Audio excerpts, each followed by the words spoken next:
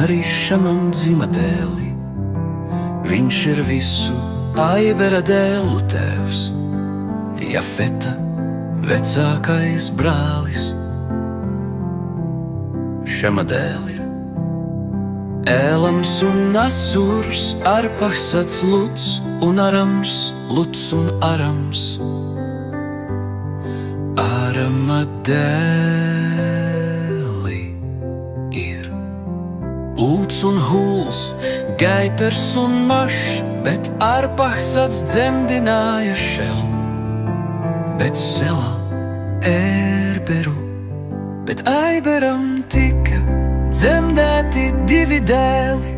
Viena dēla vārds ir Peliks, jo tas dzima zemes sadalīšanas laikā, bet viņa brāļa vārds ir Joktans. Bet Joktans dzemdināja Almodadu, Šalepu, Hazarmavetu un Jarahu, Hadorāmu, Uzelu un Diklu, Obelu, Abimailu un Sebu, Ofīru, Havilu un Jobabu.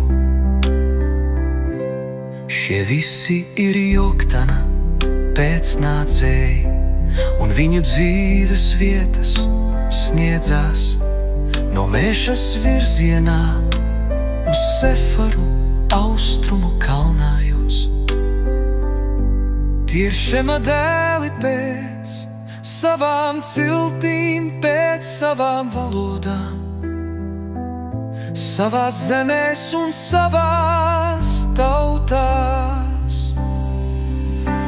Un šīs ir Noas dēlu ciltis pēc savām dzimtām, savās tautās, un no tiem pēc plūdiem izplatījās šīs